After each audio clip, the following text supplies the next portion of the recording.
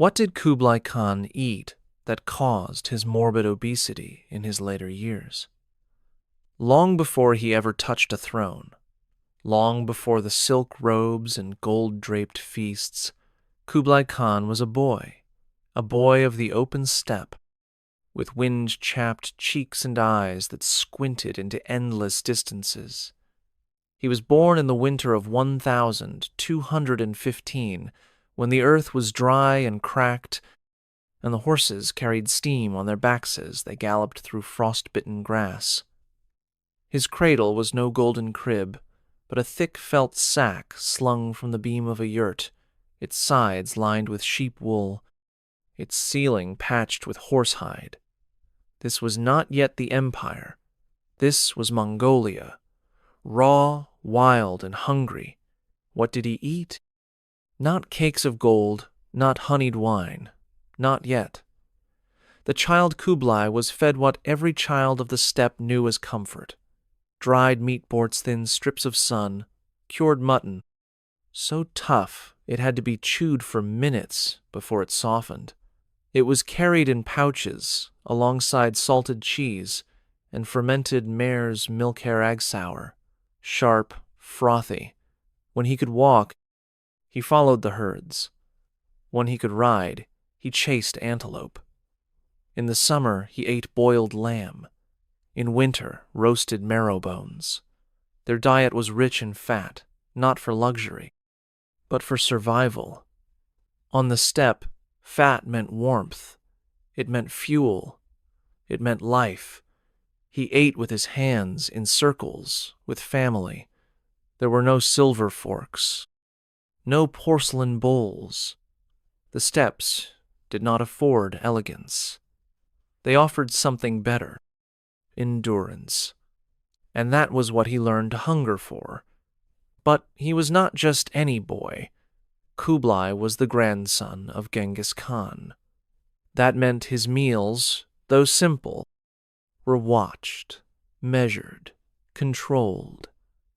As the empire stretched westward and envoys returned from Persia, Samarkand, and even the edges of Russia, they brought more than tribute.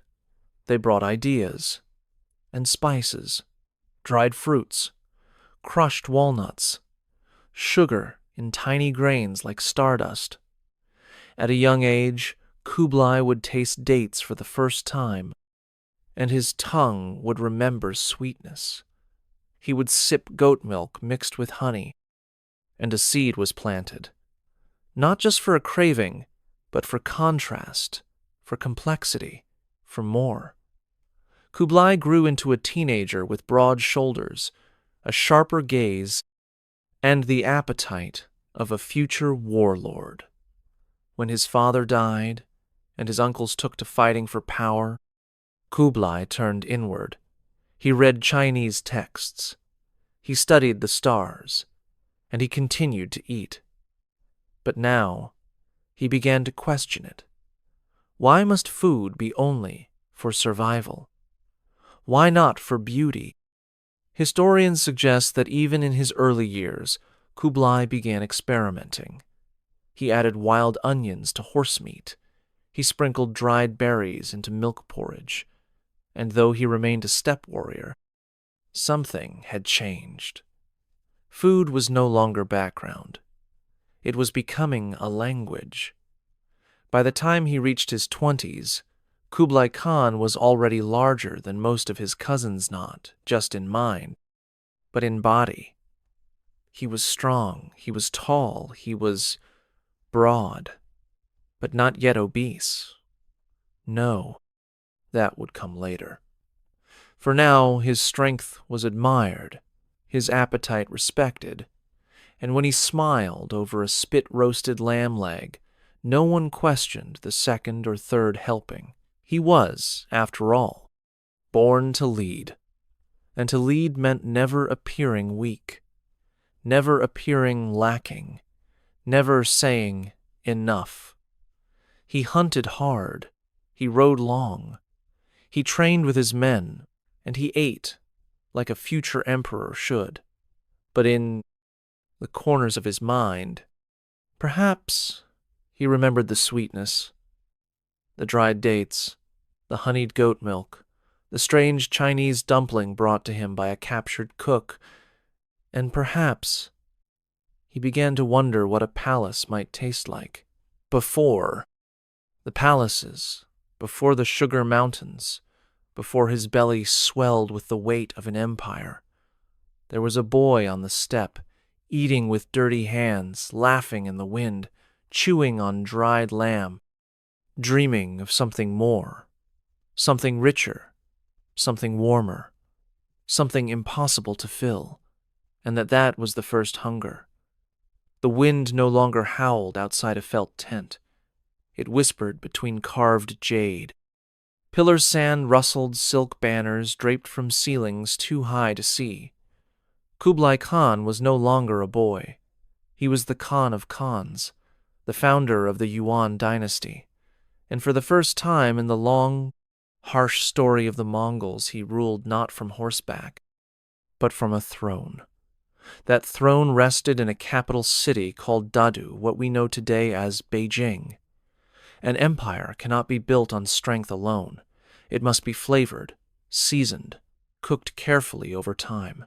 And so it was with Kublai's court. As the empire expanded, so did his hunger, not only for land or legacy, but for food. Not just food for the body, but for the image of empire.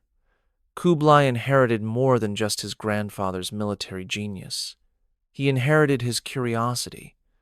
But instead of learning new ways to conquer, he learned new ways to dine. In his court, he assembled an army of chefs, not warriors, but artisans of taste. There were over 100 kitchen workers assigned to him directly. Dozens more cooked for the extended royal family, and hundreds prepared food for the never-ending procession of ministers, foreign dignitaries, generals, monks, and poets. Each day, each meal, was a performance. Imagine a dining hall the size of a cathedral.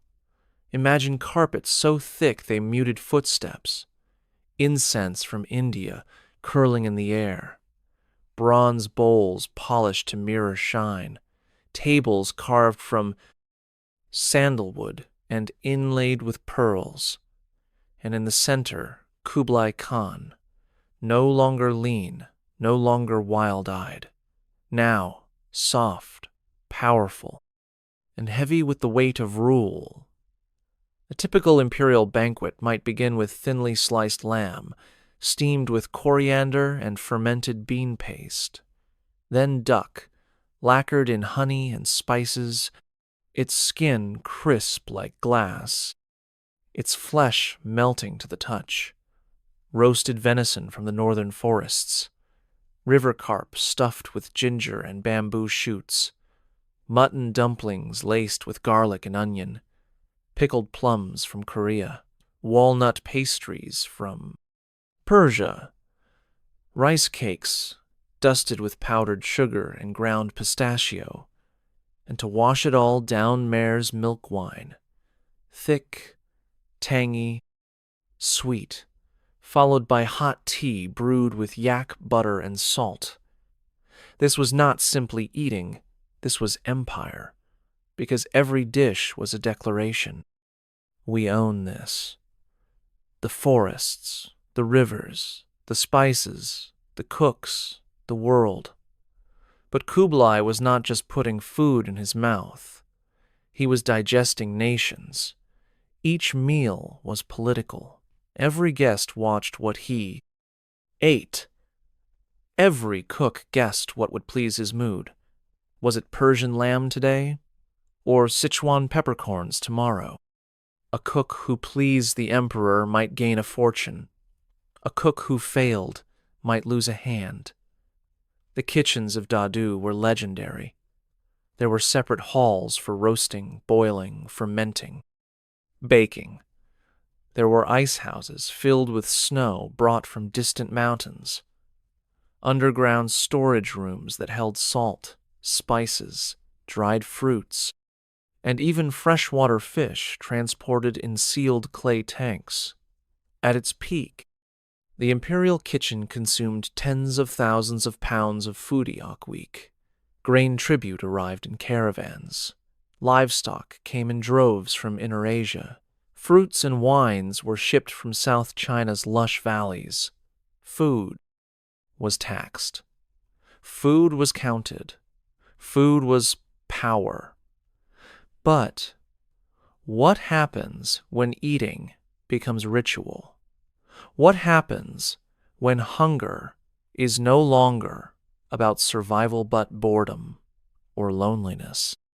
At night, Kublai sometimes dined alone, not formally, not as the emperor, but as a tired, aging man in need of comfort. He'd sit beneath hanging lanterns, watching the flicker of light in his wine cup. A small dish of roasted chestnuts, a slice of candied yam, maybe a bowl of sweet millet porridge, steamed until it trembled like jelly. These quiet meals were not shared, they were concealed. No courtiers, no dancers, just the Khan, his thoughts, and the long silence between spoonfuls.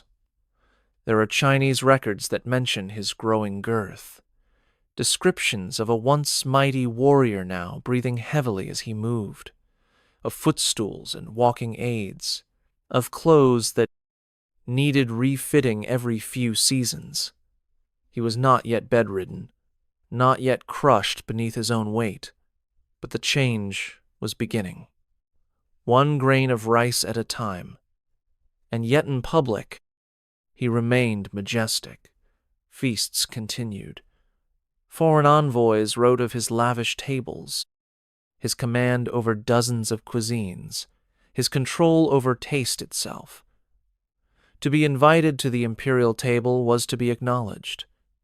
To be seated near the Khan was to rise in power. He didn't just eat, he orchestrated. Who sat where?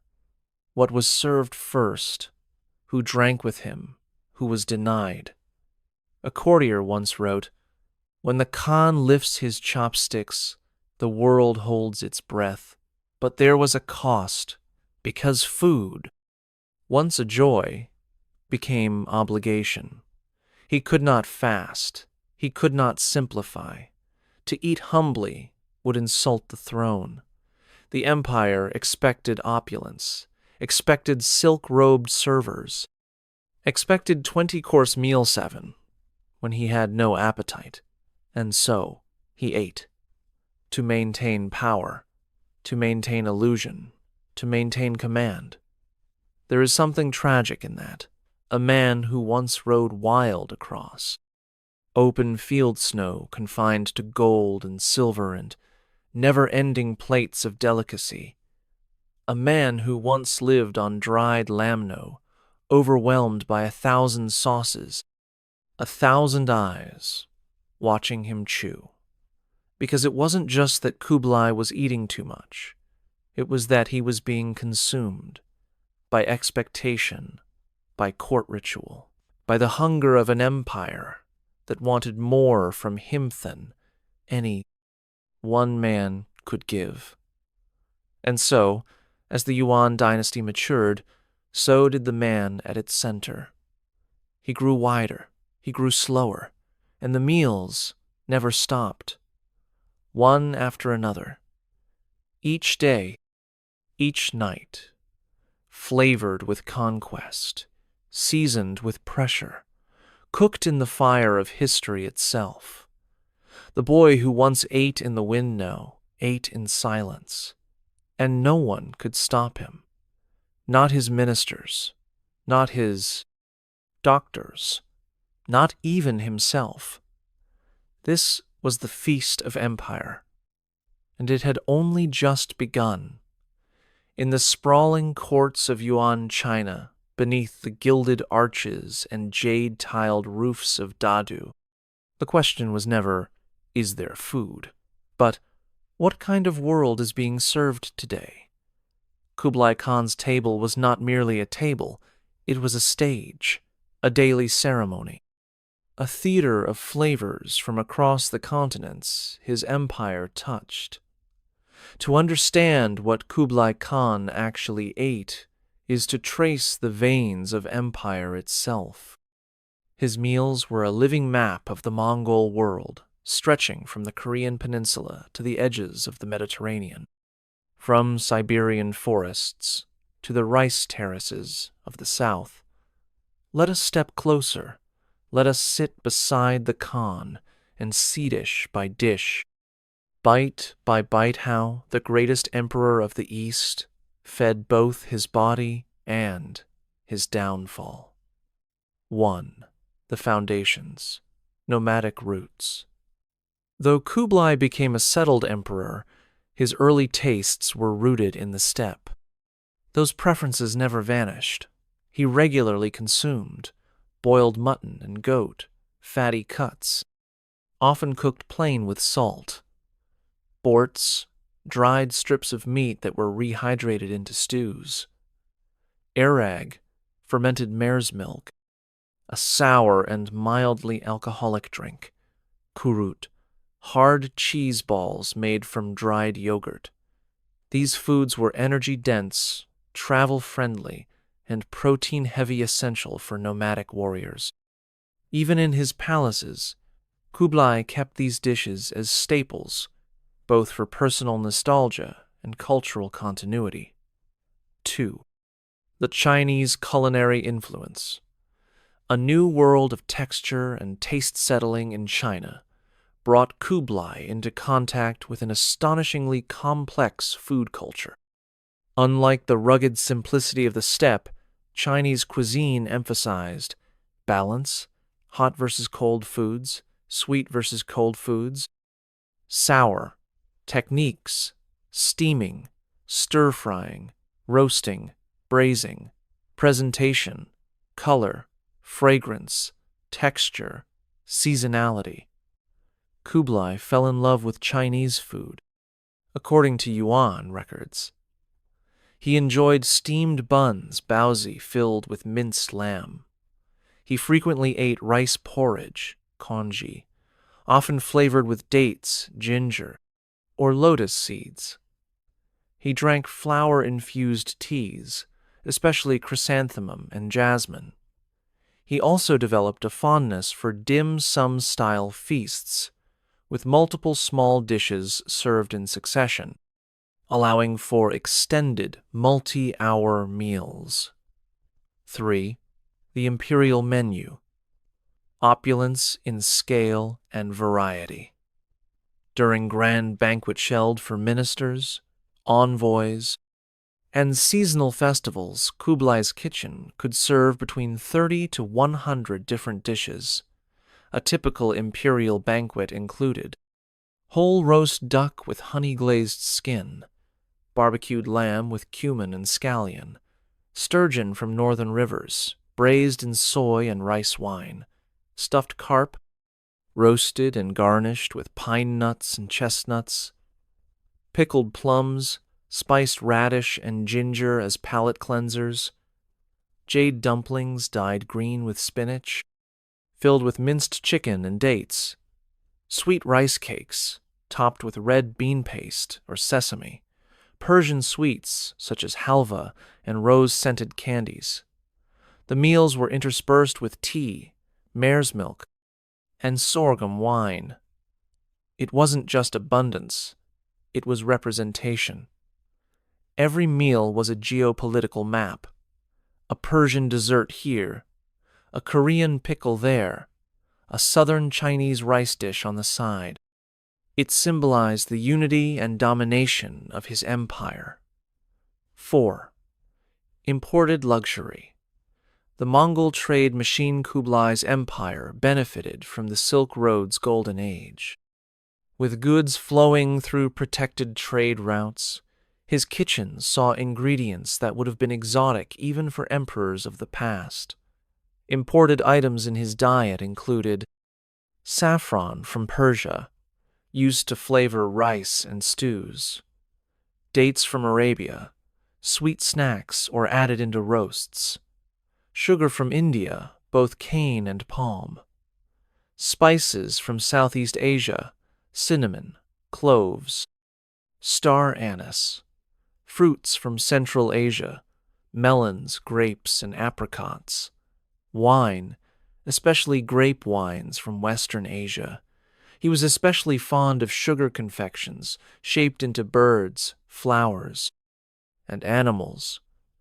Some accounts claim these were delivered to his chambers nightly. 5. Personal cravings and late-life overindulgence. By his later years, Kublai's eating patterns shifted from ceremonial to compulsive. Accounts from his physicians and ministers suggest he demanded multiple hot meals per day, regardless of time. He preferred rich, fatty dishes, braised pork belly, fried dumplings. He increasingly consumed sugary snacks and desserts in private. He refused to eat. Alone meals became social rituals involving hours of sitting. He rarely exercised, especially after age 60. There are also mentions of night platters, meals brought to his chambers between midnight and dawn, including sweetmeats, milk porridges, and fruit wines. By this stage, his face had become visibly bloated. His robes had to be resized each season. His joints ached. He was often short of breath. Still, the meals continued. No one could deny the Khan his comfort. 6. Medical warnings ignored historical Chinese court doctors advised moderation. They recommended less sugar, reduced intake of greasy meats, more broths and vegetables, herbal teas to aid digestion. But these suggestions clashed with Mongol cultural values where meat and milk were signs of vitality and strength. Kublai reportedly dismissed such advice, once saying, "The body of a Khan does not live on leaves." Instead, he consulted Tibetan monks for spiritual remedies and continued his indulgences. 7. What he rarely ate. Gaps in the diet. Despite the variety, Kublai rarely consumed raw vegetables, deemed less desirable, fresh fruits in large quantity, except for dried or preserved, water, often avoided due to contamination, replaced by wine or tea, grains without fat, plain millet or rice was always accompanied by meat or butter. These omissions worsened his physical condition. Lacking fiber, relying on heavy fats and sugars, his health gradually declined. 8. The symbolism of feeding an empire feeding Kublai was more than nourishment. It was a daily assertion of dominance. To feed the Khan was to feed the empire. Thousands of workers labored to produce, transport, store, cook, and serve the food that arrived at his table. From peasant farmers in the Yangtze River basin to spice merchants in Baghdad, their lives were linked, though invisibly, to the Khan's next meal. 9. The final years, when food became sorrow as his wife died, as his son died, as the empire faced rebellions and weathered failures, Kublai turned further inward. He ate more. He moved less. His meals, once celebratory, became funerals of flavor honoring what had been lost. When he died in 1294, aged nearly 80, he was described as unrecognizable from the warrior he once was. Large, infirm, grief-stricken, and full. So, what did Kublai Khan eat? He ate the world, and it consumed him back. To understand Kublai Khan's meals merely as indulgence is to miss their deeper purpose, because in the Yuan court, food was never just food. It was a language, a weapon, a mirror of power. The politics of eating at the Mongol imperial court reveals a complex interplay of status, loyalty, diplomacy, hierarchy, and theater. Every bowl of rice, every roasted duck, every preserved plum served to the great Khan was a carefully calculated move in the grand chessboard of governance. So let us begin again. Let us walk into the hall not as guests, but as observers. Watch the plates, count the courses, trace the invisible lines between appetite and authority. 1. Banquets as political rituals in the Yuan dynasty. Banquets were formal political events. Far beyond social pleasantries, they were moments of reinforcement, order, allegiance, and spectacle. An invitation to dine with the Khan was a matter of imperial privilege. For nobles, officials, and foreign emissaries, it was both a reward and a test. Banquets were where alliances were affirmed. Hierarchies were visibly reinforced. Offenses could be forgiven or remembered forever. The seating arrangement alone told a story. Foreign dignitaries were seated in strategic proximity to the friend Khan. Mongol generals sat higher than Chinese officials. Buddhist monks might sit closer than Confucian scholars, depending on the current spiritual fashion. Every eye watched where you sat. Every mouth waited for what you were served. 2. The theater of service food was presented not merely for nourishment, but for effect. Dishes arrived in waves, carried by lines of court servants dressed in silks matching the season. Trumpets sometimes announced the arrival of signature dishes. Scribes stood nearby, recording reactions. A perfectly roasted lamb from the western provinces. Proof that the frontier was stable. A plate of golden rice cakes, shaped like coins. A silent prayer for prosperity. More than taste, the performance mattered. The number of dishes served to a guest indicated their favor or lack thereof. It was not uncommon for a visiting envoy to receive 15 dishes, while the general beside him might receive 40. No one dared complain, but everyone noticed 3. Diplomacy on the plate the Mongol Empire was a vast and diverse territory, and Kublai's dinner table served as its cartographic expression. If a prince from the Ilkhanate visited Dadu, he might be served roasted goat flavored with Persian saffron, pomegranate stews, rice sweetened with honey and cinnamon. If a Korean envoy arrived, fermented cabbage, grilled fish wrapped in seaweed, plum wines, and barley pancakes. Such dishes were not mere hospitality, they were acknowledgments, recognitions of identity, tokens of inclusion. But there was always a subtle message beneath. You are welcome here, but this is the Khan's table, his world, his empire. Even when you tasted your own homeland's food, you did so under Mongol roofs, on Mongol terms. 4. Feeding the bureaucracy running the Yuan court meant feeding not just the Khan, but thousands of officials, guards, servants, and monks. Mass kitchens worked around the clock. Rice boilers the size of bathtubs. Meat hung in courtyards for curing. Records kept of livestock numbers, grain shipments, kitchen rotations. Provisioning the capital was an act of governance. From the fertile southern provinces came rice, vegetables, ducks.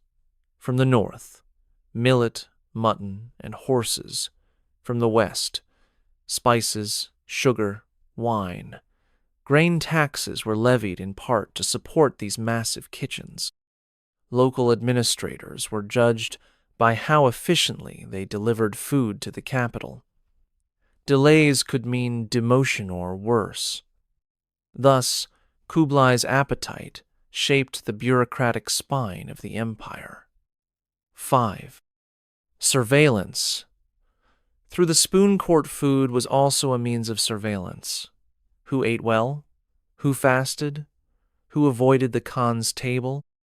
These were all noted. Some officials deliberately avoided meat-heavy banquets, citing Buddhist or Taoist asceticism. But too much restraint was suspect.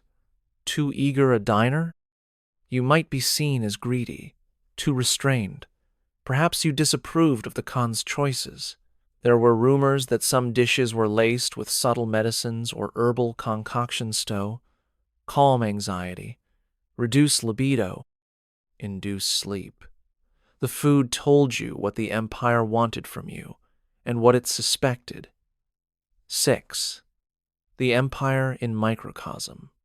One meal, one message, a well-documented New Year's banquet in 1287 featured over 360 separate dishes. Each one came from a different region. Each one told a story. Eel from the Yangtze, spiced lamb from the Powder, Gobi, pickled cabbage from Goryeo, golden dumplings from Tibet, sweet almond cakes from Samarkand. As the Khan raised his cup, he wasn't just toasting longevity. He was declaring ownership. The message was unmistakable. I eat what I rule. And yet, such extravagance was also double-edged. The more the empire fed him, the more it exposed its seams. In years of famine or rebellion, when shipments faltered or dishes were absent, those absences were noticed. Silence on the table became noise in the court. 7. Famine, discontent, and culinary disparities. As Kublai grew older, the empire grew hungrier. Floods damaged the south. Droughts struck the north. The Grand Canalons, a mighty artery of grain, became choked with silt and delay. Still the imperial banquets continued. Still, the tables groaned under the weight of duck, lamb, sugar, and wine. And outside the palace walls, discontent simmered. Poets wrote of ghost kitchens, where meals were made for officials while peasants starved. Petty officials skimmed grain rations. Bandits raided supply lines. The political theater of food began to crack, and whispers filled the capital. If the Khan eats everything, what will be left for the rest? 8. Food as punishment and reward in Kublai's court. Food could both elevate and destroy. An official caught stealing rice might be fed only cold porridge for a month. A general returning victorious from campaign might receive a personal banquet with the Khan 3 days of feasting, wine, and roasted meats. A Buddhist monk could receive dried fruits and warm teas, or nothing at all, depending on his favor. One advisor, who criticized the opulence of the court kitchens, was not executed, but instead assigned to kitchen duty for 3 months. He peeled garlic. He chopped onions. He learned firsthand what it took to feed a court. He never spoke out again. 9. The Queen's Kitchen. Chabi's influence. Not all food policy flowed from Kublai. Empress Chabi, his beloved consort, held deep influence over the palace kitchens. She promoted more Buddhist, friendly, vegetarian options, increased support for Tibetan dairy traditions, the use of herbal teas to balance the Khan's constitution. She also directed the construction of a separate kitchen complex staffed by women, supervised by her attendants, producing meals for the imperial harem, the young princes, and religious guests. Food diplomacy extended even into gender and religion. 10. The final irony. A feast that could not last in. The end, The very politics that sustained Kublai's empire through his table would contribute to its collapse. When the rice shipments stopped, the court turned to military force. When officials complained, they were silenced or starved of influence. The theater continued, long after the audience had left, even as rebellions rose in the south, even as treasuries emptied, even as the Khan grew heavier, wearier, slower. The food kept coming, and each meal became more hollow than the last. So what was the politics of eating? It was the quiet governance of appetite. A government run with chopsticks. A kingdom reinforced by sugar and lamb. It was diplomacy on porcelain plates. And in the end it was a feast too rich to last. The story of Kublai Khan's body is the story of his empire. They rose together vigorous, hungry, unstoppable. They expanded in every direction, swallowing lands, peoples, and philosophies. And then, slowly, imperceptibly at first, they began to bloat, to slow, to sag, to fail. In this chapter, we will chart the final, agonizing decline of both man and state. For Kublai Khan's morbid obesity was not simply a medical condition, it was a living metaphor. A body that once carried the weight of the world now buckled under it, and as his limbs stiffened and his organs faltered, so too did the machinery of governance. Let us return to Dadu. Let us walk the palace halls where silence now falls heavier than music. Let us watch the decline not as catastrophe, but as slow erosion. 1. The early signs. The first signs were not obvious. A shortened breath, a missed ride. An extra servant needed to help him mount his horse. Kublai had long been a physically imposing man, broad-chested, deep-voiced, commanding. In his younger days, he joined hunts on horseback, wielded a bow with terrifying precision, and wrestled for sport. But by his early 50s, courtiers began whispering. The Khan no longer rode. He preferred sedan chairs. His steps were slower, his appearances briefer. His eyes grew puffier, his limbs thicker. He no longer stood at ceremonies. He sat, always, too. Medical warnings and ignored advice. The palace physicians kept records carefully guarded scrolls tracking the Khan's weight, pulse, diet, and sleep. One report from 1,274 noted, "The heavenly sovereign has been afflicted with heaviness of the belly and shortness of wind. Remedies were proposed, but His Majesty declined bitter decoctions. He did not like the taste of medicinal teas. He did not fast. One Taoist practitioner recommended a regimen of austerity, daily cold baths, restricted rice intake, abstinence from meat and wine." The Khan laughed. "Do you ask the empire to fast with me?" He preferred his cooks to his doctors. 3. Gout, obesity, and immobility. By the late 1270s, Kublai suffered from severe gout. His feet swelled, his joints burned. He often cried out during court sessions and had to be carried away. Obesity compounded every ailment. He could not exercise. He could not sleep comfortably. Aides had to massage his legs to reduce swelling. He stopped wearing boots and opted for silk slippers. Some say he topped 330-pound Southers, whisper closer to 400.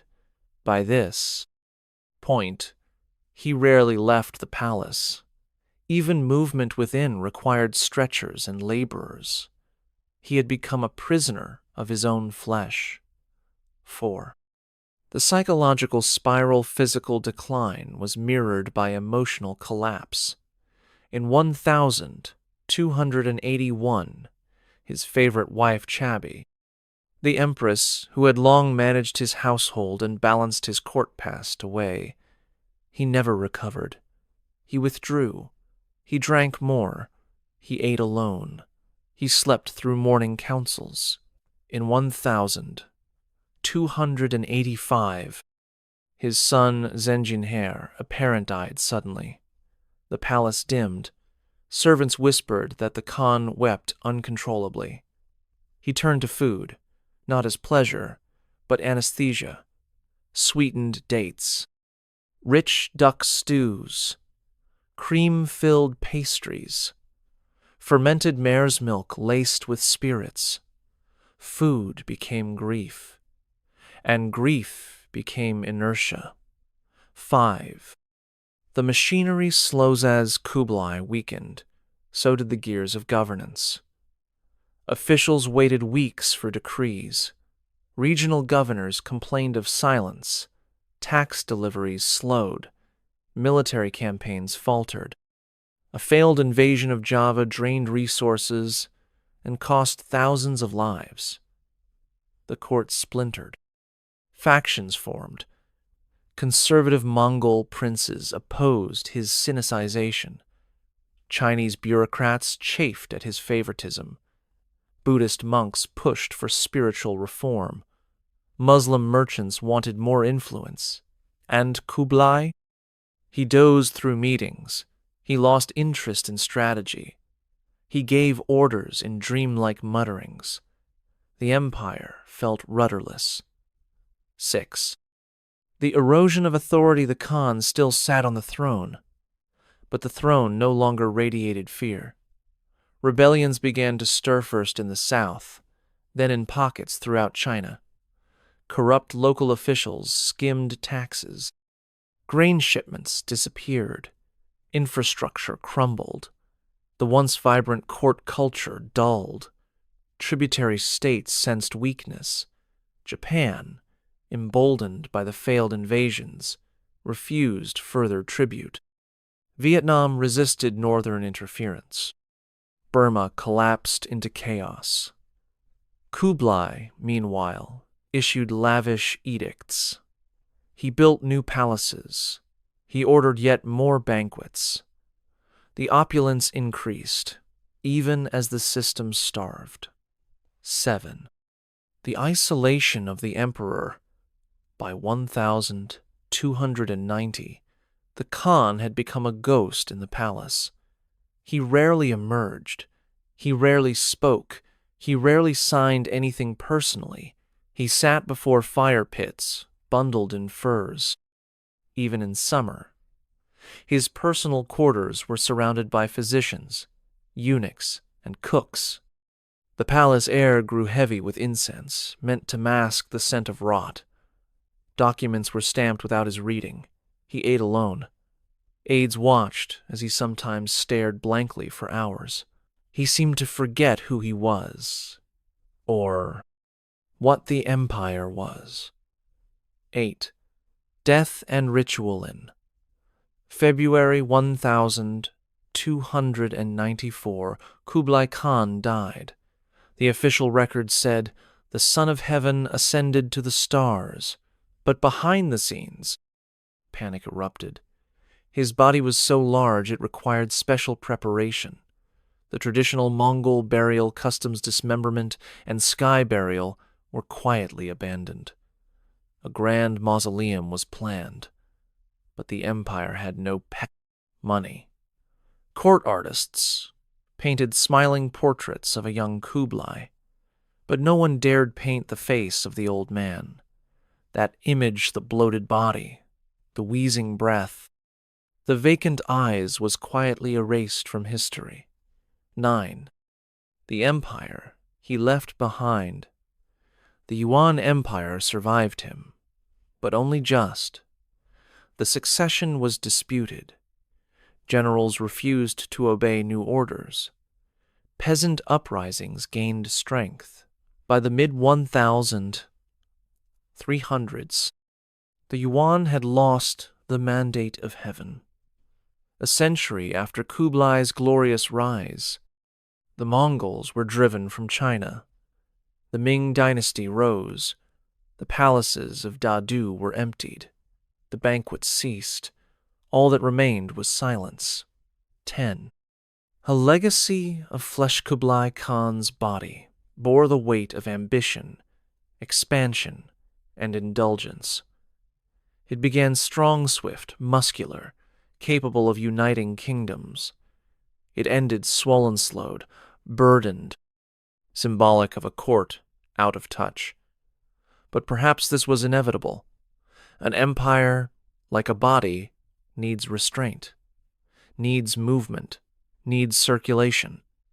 Kublai lost all three. And so the empire, like its emperor, collapsed. Sleep now. Let the feast end. Let the lights dim. The Khan is gone. The empire is still. Tomorrow new rulers will come. New banners will rise. But tonight, let us remember the man who ruled the world, and then, slowly, let it slip through his hands. The story of Kublai Khan ends in silence. A life that once roared with ambition and appetite faded into whispers and shadows. But empires leave more than ruins. And rulers leave more than legacies. They leave recipes. They leave habits. They leave tastes.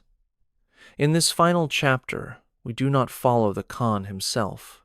He has long since vanished into the haze of history. Instead, we follow the dishes, the spices, the techniques, the cross-cultural culinary DNA that was born in his court and survives, quietly but profoundly, on our plates today. What did Kublai Khan eat that still lingers in our food culture? Let us return to the kitchens, not the grand palaces, but your own. Because part of the Khan lives there, too. 1.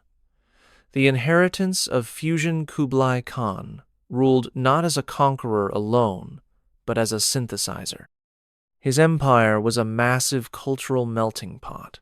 Chinese, Mongol, Persian, Central Asian, Tibetan, Korean.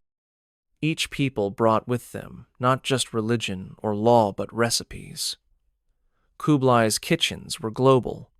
His court chefs had access to ingredients from across Eurasia, from Chinese rice fields to Persian spice markets, from Siberian game meat to Vietnamese herbs. And in the chaos of the Mongol Empire, cuisines collided. This era saw one of the earliest known examples of large-scale fusion cooking. Imagine a dumpling stuffed with lamb, ginger, garlic, and saffron. Imagine noodles boiled in bone broth and topped with sesame paste and chili oil. Imagine meat pies wrapped in thin Chinese-style wrappers, but flavored with cumin and dried mint from the Islamic world. Kublai's kitchens weren't just about indulgence. They were laboratories. And modern Pan-Asian cuisine, fusion food, Mongol hot pot chains, they are the children of that imperial laboratory. 2. The dumpling's long journey. Let us begin with something simple. The dumpling. Its journey begins in Central Asiasmal pockets of meat, wrapped in dough, easy to preserve and steam on horseback. But under Kublai's reign, dumplings multiplied in meaning. The Chinese jiaozi merged with Mongolian booze. Persian-style fillings were added. Techniques refined. The dumpling became a New Year's tradition in Han Chinese homes, a street food in Uzbek towns, a comfort dish in modern-day Mongolia. Even in Italy, the influence of Mongol trade along the Silk Road has been debated in connection to ravioli's evolution. This one imperial snack became a bridge across cultures. And today, you can walk into a supermarket in San Francisco, Shanghai, or Samarkand, find echoes of Kublai Khan's kitchen, folded neatly in plastic trays. 3. The meat that survived Kublai. Loved meat, roasted lamb, stewed beef, glazed duck. Fermented mare's milk was his drink, but meat culture was more than indulgence.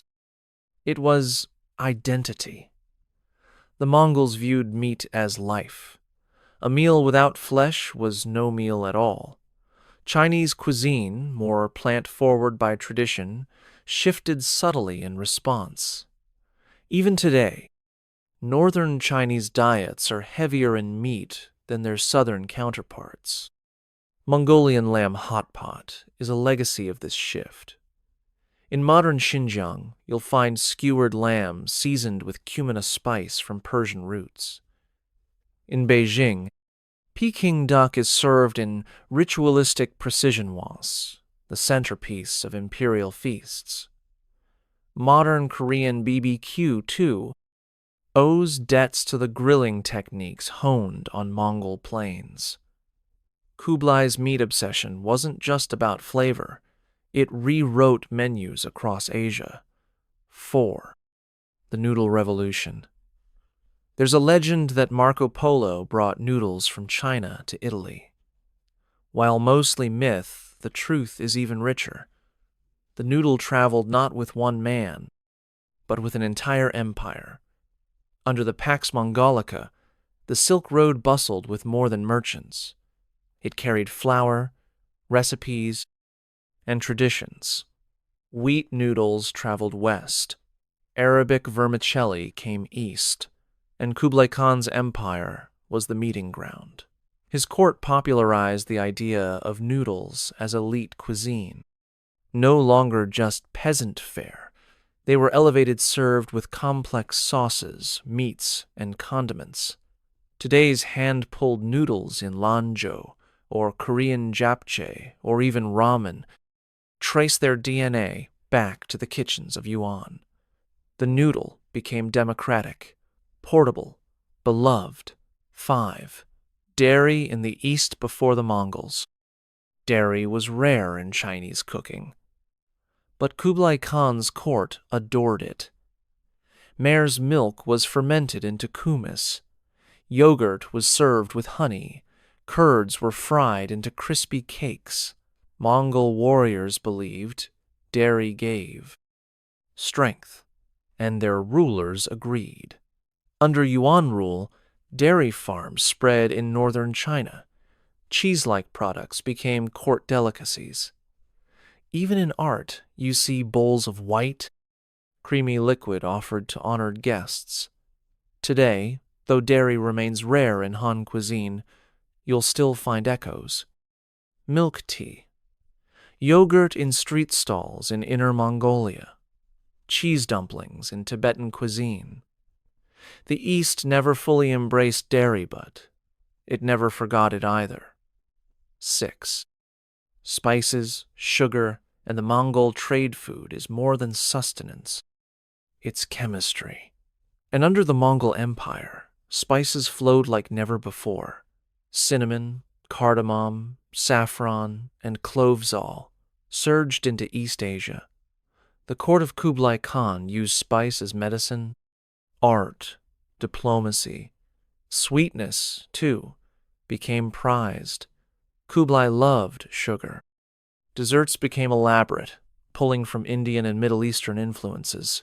Syrup, soaked pastries, fruit stews, candied lotus, today's mooncakes, sticky rice cakes. Even shaved ice desserts owe their elaborate presentation to the imperial obsession with aesthetic food.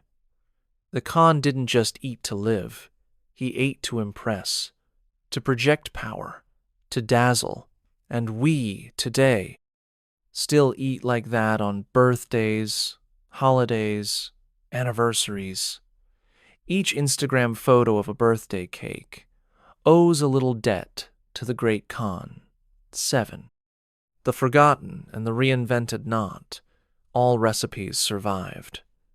Some were lost with the fall of the Yuan dynasty. The lavish 100-dish banquets, the use of horse meat in royal cuisine, the sacred butter cakes offered to spirits in shamanistic rites, but others have been rediscovered. In Mongolia, fermented dairy and boiled meats are celebrated in Nadam festivals. In Yunnan, Tibet angent-infused dishes echo the old imperial blends. Even in Russia, pelmeni dumplings hint at Central Asian influence. The empire fell, but its flavors hid in corners. They waited, and in the modern era, they are reborn not as nostalgia, but as trend, fusion, heritage, authenticity. The Khan's kitchen rises again. 8. The psychology of power eating. To eat like a king is not just about the food, it's about how you feel when you eat it. Kublai's meals were orchestrated for emotional impact. Dishes served in dramatic order, performers and musicians playing between courses. Presentation as important as taste. Modern dining mimics this. Fine dining, tasting menus, Michelin stars, even fast food borrows royal strategies. Slogans like "fit for a king," "supersize as a luxury," gold wrappers on burgers. We still eat for power, for spectacle, just like Kublai did. 9. Kublai's table in today's world. Imagine you're sitting down to a meal. A bowl of noodles with beef and chili oil. A side of yogurt with honey. A steamed dumpling. Tea with milk. It feels modern, simple, affordable. But it's not. It's imperial. It's ancient. It's Kublai's table, reincarnated. Today's global food scene, from Korean BBQ to food trucks in California's more than trend. It is the direct descendant of an empire that dared to combine, taste, absorb, and experiment. Kublai's culinary legacy isn't a museum piece. It's lunch. 10. Final reflections. History in every bite. We close this journey through palace kitchens, banquet halls, and dying embers. We end not with silence, but with flavor. Because history doesn't always leave scrolls. Sometimes it leaves something softer, warmer, sweeter, like a bowl of soup, a bite of lamb, the comfort of something delicious passed down over centuries. Kublai Khan died. His empire crumbled, but his taste endures. So tonight, as you fall asleep, perhaps on a full stomach, remember, you are not just eating dinner. You are participating in history. You are sharing a table with an emperor. Sleep well. Tomorrow, you'll eat again, and the past will still be there, in every bite. Epilogue. Sleep like an emperor. The banquet is over now. The candles have burned low. The music has faded. And the great Khan, once larger than life, rests in the hush of history. But you still awake, still listening, have just wandered through kitchens older than memory, and tasted stories long buried beneath stone and sand. You've met a man who tried to eat the world. And maybe, in some strange way, you've met yourself, because what Kublai Khan consumed was not only meat, milk, and spice. It was identity. It was power. It was fear of death wrapped in sweet syrup and silver bowls. We all eat that way. Sometimes. Not to live, but to forget we will one day stop living. His appetite was monstrous, yes, but it was also human. So tonight, when you close your eyes and your stomach is full, and your room is quiet, know that you are not so far from the emperor after all. You've shared his fears, his joys, his hungers. You have dined with him across time. And in the morning, when you lift your spoon again, he will still be there, in every bite, in every flavor, in every echo. Good night, traveler. Sleep well, and may your dreams be spiced.